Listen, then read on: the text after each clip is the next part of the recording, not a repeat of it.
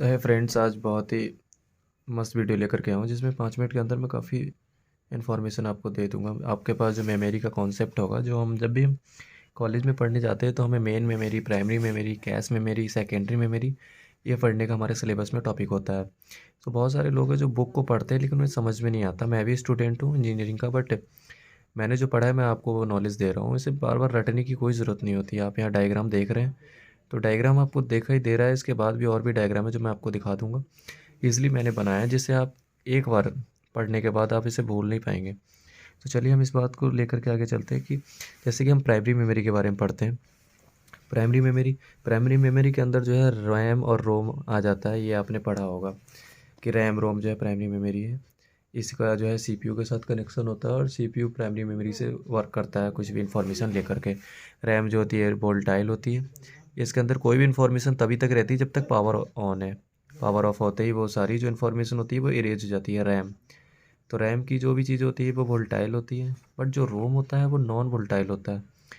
Non volatile का मतलब होता है जो चीज़ ना मिटती हो।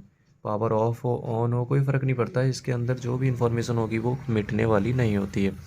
इनकी जो रन टाइम होती है, जो प्रोसेस का जो एक्सेस टाइम है वो 50 नैनो सेकेंड का होता है।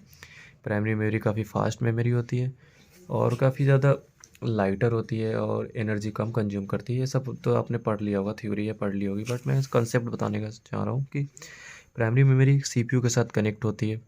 ये हम जानते हैं कि प्राइमरी मेमोरी सीपीयू के साथ कनेक्ट होकर जो भी करंट इन्फॉर्मेशन होती है वो प्राइमरी मेमोरी से लेके और रन करती है।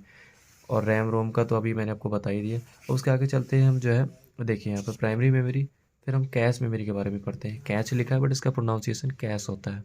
Cache memory, primary memory, cache memory और सीपीयू। तो ये जो प्राइमरी मेमोरी और सीपीयू के बीच में कैश मेमोरी लगी होती है और ये जो होते हैं ये कंट्रोलर होते हैं। ये कंट्रोलर होते हैं, बताऊंगा अभी कंट्रोलर क्या होते हैं। तो कैश मेमोरी का जो रन टाइम है वो 5 से 10 नैनो सेकेंड होती है।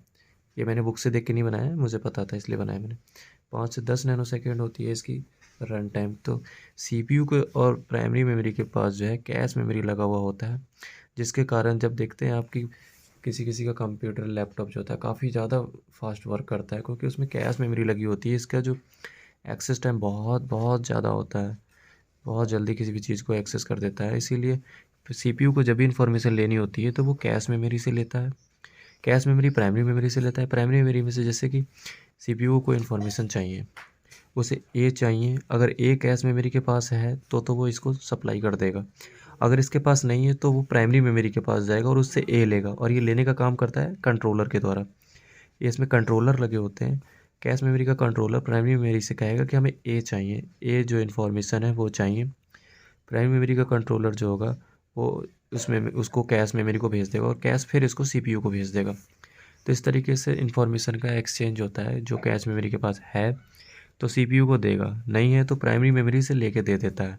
इस तरीके से तीनों जो है वर्क करते हैं। काफ़ी ज़्यादा फास्ट वर्क करता है कैश मेमोरी, इसीलिए इसको जो है सीपीयू प्राइमरी के बीच लगाया जाता है।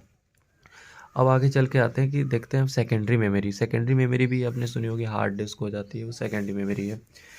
कभी भी स्टोरेज जो जब ज़्यादा स्टोर करने की जो होता है वो हार्ड डिस्क में करते हैं। सेकेंडरी मेमोरी का काम एक ही होता है, वो डाटा को स्टोर करता है। ह्यूज अमाउंट ऑफ डाटा को जो है स्टोर करने का वर्क करता है सेकेंडरी मेमोरी। तो जब हम सेकेंडरी मेमोरी को लगा दिए, इसमें से सपोज जब हम काम करते हैं, सीपीयू को अगर कोई इन्फॉर्मेशन चाहिए होती है तो सेम वो कैश मेमोरी से लेता है। कैश मेमोरी के पास अगर नहीं है तो वो जो है प्राइमरी मेमोरी के पास जाएगा। प्राइमरी मेमोरी के पास अगर कोई डाटा नहीं है तो वो स्टोरेज डाटा जो सीपीयू के अंदर होता है, अगर हमने यहाँ पर एक्स स्टोर करके रखा हुआ है तो इसको ये जो है कंट्रोलर है, इससे प्राइमरी मेमोरी ले लेगी। प्राइमरी मेमोरी में कैश मेमोरी और कैश मेमोरी से सीपीयू तक इसको पहुंचा दिया जाता है। तो इस तरीके से जो चारों मेमोरियाँ हैं ये वर्क करती हैं। सॉरी, 3 मेमोरी जो है, secondary memory, primary memory, cache memory और सीपीयू, इनका यही फंक्शन है। आप ये डायग्राम देख सकते हैं, ईजिली इस चीज़ को आप समझ सकते हैं और आप थ्योरी में लिख सकते हैं कि जब इन्फॉर्मेशन होती है तो कैश मेमोरी दे देता है, नहीं होती तो प्राइमरी से लेता है, और अगर प्राइमरी के पास नहीं तो वो सेकेंडरी से लेता है। इसका जो है मिली सेकेंड में 10 मिली सेकेंड, तो इसकी काफ़ी मतलब प्राइमरी मेमोरी की तुलना में जो है सेकेंडरी मेमोरी का जो एक्सेस पावर है वो कम होता है। कैश की तुलना में प्राइमरी मेमोरी का कम होता है, ये 50 नैनो सेकेंड होता है और इसका 5 से 10 नैनो सेकेंड होता है। इसीलिए जो है सीपीयू और प्राइमरी के बीच में कैश मेमोरी लगाई जाती है। तो आप मेमोरी का कंसेप्ट समझ गए होंगे। तो अब इस चीज़ को आप डायग्राम है, मैं डायग्राम को पूरा दिखा दे रहा हूँ, एक बार देख लें और इसी को जो है अगर आप एग्ज़ाम में लिख देते हैं तो आपको अच्छे खासे नंबर मिल जाएंगे।